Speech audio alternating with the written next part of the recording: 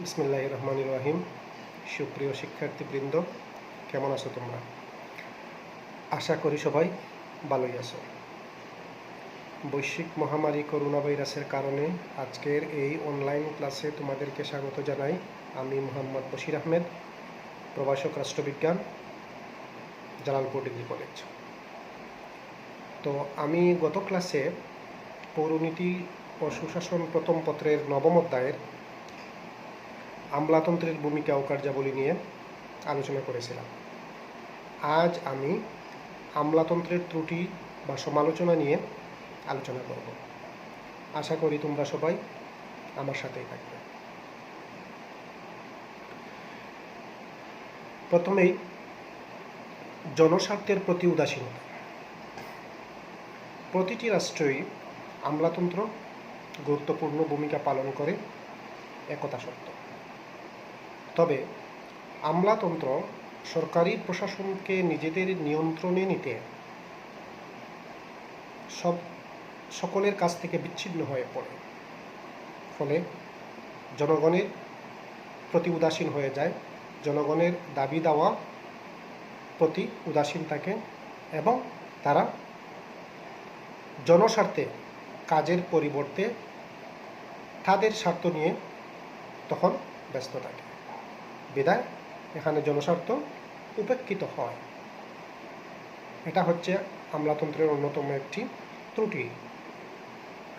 এরপর হচ্ছে লাল ফিতার দৌরাত্ম্য। লাল ফিতার দৌরাত্ম্য মানে হচ্ছে দীর্ঘসূত্রতা, সময় ক্ষেপণ। অর্থাৎ ব্রিটিশদের কাল থেকে এই লাল ফিতার দৌরাত্ম্যের যে আমলাতন্ত্রের অন্যতম একটি ত্রুটি, সেটাকেই বোঝায়। যেমন তখনকার সময় ব্রিটিশরা উচ্চ পদ থেকে নিম্নতর পর্যন্ত কোনো ফাইলকে লাল ফিতা দিয়ে বেঁধে এক টেবিল থেকে অন্য টেবিলে মাধ্যমে, অর্থাৎ এখানে সময় ক্ষেপণ করা হতো। যখন ফাইলটি কার্যকারিতা হতো, অর্থাৎ ফাইলটির কাজ সম্পন্ন হতো, তখন অনেক সময় ব্যয় হয়ে যেত। বিধায় এখান থেকে জনগণ তাদের যে আশা আকাঙ্ক্ষা সেটা তখন পূরণ হতো না। আর এটাই হচ্ছে লাল ফিতার দৌরাত্ম্য। বর্তমানেও এই লাল ফিতার দৌরাত্ম্যটা আমাদের রাষ্ট্র ব্যবস্থায় রয়ে গেছে। আর এই লাল ফিতার দৌরাত্ম্য আমলাতন্ত্রের মাধ্যমে বা আমলাদের দ্বারাই সংগঠিত হয়ে থাকে। এরপরে বিভাগীয় মনোভাব। আমলারা সরকারি প্রশাসনকে বিভিন্ন বিভাগ বা দপ্তরে বন্টন করে নেয়। এখানে আন্তঃবিভাগীয় বিরোধ গঠন করা হয় বা সৃষ্টি করা হয়। বিধায় আন্তঃবিভাগীয় বিরোধের ফলে আন্তঃবিভাগীয় সহযোগিতার পরিবর্তে তখনকার সময় প্রতিযোগিতার সৃষ্টি হয়। আর এই প্রতিযোগিতার মাধ্যমে আন্তঃবিভাগীয় মনোভাবের প্রকাশ পায়। এরপর হচ্ছে রক্ষণশীলতা। রক্ষণশীলতা হচ্ছে আমলাতন্ত্রের অন্যতম আরেকটি ত্রুটি। এই রক্ষণশীলতা মানে হচ্ছে পূর্বের প্রথা রীতিনীতিকে ধরে রাখা। অর্থাৎ পূর্বেকার সময়, অর্থাৎ ওই ব্রিটিশরা যেভাবে রক্ষণশীলতার পরিচয় দিয়েছিল, বর্তমান প্রেক্ষাপটে আমলাতন্ত্ররা অর্থাৎ এখনও ওই পূর্বের রক্ষণশীলতা ধরে রেখেছে। এর ফলে জনগণ তাদের যে আশা আকাঙ্ক্ষা বা আমলাদের কাছ থেকে যে সেবাধর্মী মনোভাব পাবার যে আকাঙ্ক্ষা, সেটা থেকে বঞ্চিত হয়। এরপর হচ্ছে দায়িত্বহীনতা। আমলাদের দায়িত্বহীনতা অন্যতম আরেকটি ত্রুটি। এখানে আমলাদের বিভিন্ন দোষ ত্রুটি তুলে ধরা হয়। অর্থাৎ দোষ ত্রুটিগুলো, নিজেদের যে দোষ ত্রুটি, সেটা অন্যের উপর চাপিয়ে দেওয়ার চেষ্টা চালানো হয়। অর্থাৎ নিজেরা তাদের দোষকে স্বীকার করতে রাজি থাকে না, সেটা অন্যের উপর কিভাবে ন্যস্ত করা যায় সে লক্ষ্যে তারা কাজ করে। আর এই দায়িত্বহীনতার মধ্য দিয়ে আমলারা তাদের উপর অর্পিত দায়িত্ব থেকে সরে যায়। এরপর হচ্ছে ক্ষমতা লিপ্সা। ক্ষমতা লিপ্সাও হচ্ছে আমলাদের অন্যতম আরেকটি ত্রুটি। এই ক্ষমতা লিপ্সা বিশেষ করে দেখা যায় আইন ও বিচার বিষয়ক বিষয়ে। অর্থাৎ আইন এবং বিচার বিষয়ক বিষয়কে আমলারা এমনভাবে কুক্ষিগত করে রাখে যাতে জনগণের মধ্যে ভীতির সঞ্চার হয় এবং জনগণ তাদের থেকে বিচ্ছিন্ন হয়ে পড়ে, এবং এটা দ্বারা অনেক সময় সাধারণ জনগোষ্ঠী অনেক হেনস্থার শিকার হয়। এর ফলে তাদের একটি উদ্দেশ্য, তাদের ক্ষমতা লিপ্সা সফল হবে এবং তাদের একটি উদ্দেশ্য যেন জনগণ তাদের কাছ থেকে ভীতির দ্বারা, অর্থাৎ তাদের মধ্যে ভীতি সঞ্চার করে জনগণ যেন বিচ্ছিন্ন হয়ে যায়। এরপর হচ্ছে বিচ্ছিন্নতা।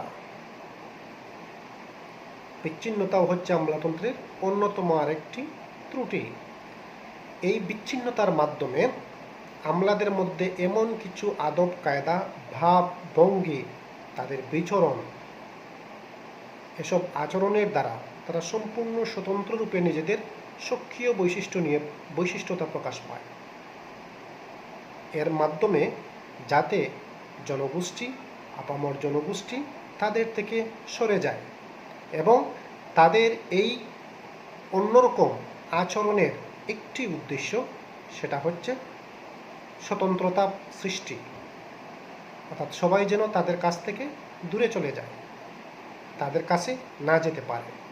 এটা হচ্ছে তাদের অন্যতম আরেকটি ত্রুটি, যদিও তাদের একটি মাত্র উদ্দেশ্য, সেটা হচ্ছে জনগণের সেবক হিসেবে নিজেদেরকে প্রতিষ্ঠিত করা। কিন্তু এসব বিচ্ছিন্নতা দ্বারা জনগণের সেবকের পরিবর্তে তখন তারা জনগণ থেকেই বিচ্ছিন্ন হবার পায়তারা করে। এটা হচ্ছে আমলাদের অন্যতম আরেকটি ত্রুটি। এরপরে জনকল্যাণের পরিপন্থী। আমলাদের একটি উদ্দেশ্য, সেটি হচ্ছে জনকল্যাণ সাধন, জনগণের সেবক। কিন্তু কিছু কিছু আমলারা তাদের আচরণের মাধ্যমে এমন কিছু প্রকাশ পায় যেটা হচ্ছে জনকল্যাণের পরিপন্থী। তখন তারা জনকল্যাণের বিপরীতে নিজেদের, অর্থাৎ অন্য কিছু স্বার্থান্বেষী গোষ্ঠীর আর্থিকভাবে সহযোগিতার মাধ্যমে তাদের সুযোগ সুবিধা করে দেওয়া পায়তারা করে।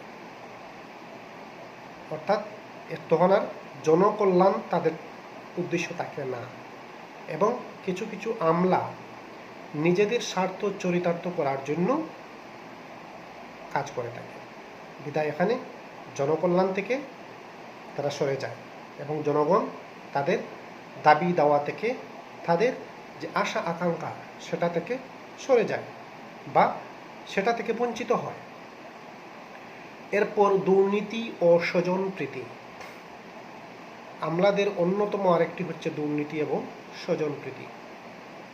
তারা দুর্নীতির মাধ্যমে বিশেষ স্বার্থান্বেষী গোষ্ঠীর সুযোগ সুবিধার জন্য কাজ করে, বিনিময়ে তারা আর্থিক সুযোগ সুবিধা পেয়ে থাকে। এরপর তারা স্বজনপ্রীতি, মানে নিজেদের আত্মীয় স্বজনদের সুযোগ করে দেয়া। এখানে মেধার মূল্যায়ন না করে নিজেদের আত্মীয় স্বজনকে কিভাবে সাহায্য করা যায় সে লক্ষ্যেও তারা কাজ করে। আর এই সেবাধর্মী মনোভাব পরিবর্তে তখন তারা স্বজনপ্রীতি এবং দুর্নীতির আশ্রয় গ্রহণ করে, আর সেটার মাধ্যমে তারা কি করে, অন্যদের স্বার্থ যদিও করে, বিনিময়ে তারা আর্থিক সুবিধা পায়। এটাও হচ্ছে আমলাতন্ত্রের অন্যতম আরেকটা ত্রুটি বা সমালোচনা। এরপরে নীতি নির্ধারণে হস্তক্ষেপ। যদিও নীতি নির্ধারণ আইনসভার সদস্য এবং শাসন বিভাগের হাতে ন্যস্ত, অর্থাৎ আইন বিভাগ এবং শাসন বিভাগের হাতে ন্যস্ত, কিন্তু বাস্তবে এই নীতি নির্ধারণ মূলত করে থাকে আমলারা।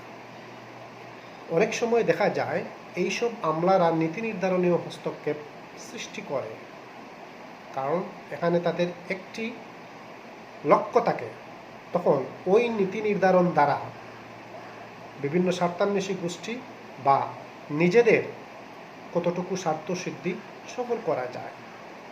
যখন তারা মনে করে এসব নীতি নির্ধারণের মাধ্যমে নিজেদের আশা-আকাঙ্ক্ষা পূরণ হবে না, তখন এইসব নীতি নির্ধারণে হস্তক্ষেপ করে যাতে সেটা বাতিল করা যেতে পারে। তো আজ আমরা আমলাতন্ত্রের পূর্বের ক্লাসে আমলাতন্ত্রের গুরুত্ব ভূমিকা নিয়ে আলোচনা করেছিলাম। আজকে আমলাতন্ত্রের দোষ ত্রুটি বা সমালোচনা তোমাদের সামনে তুলে ধরলাম। আগামী ক্লাসে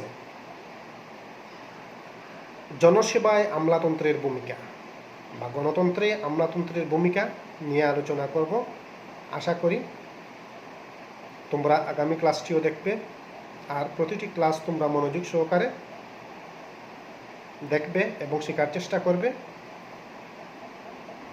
সবশেষে তোমাদের সর্বাঙ্গীন উন্নতি কামনা করি এবং সবাই সুস্থ থাকো, ভালো থেকো এবং নিরাপদে থেকো, এই আশাবাদ ব্যক্ত রেখে আজকের ক্লাস এখানেই শেষ করলাম।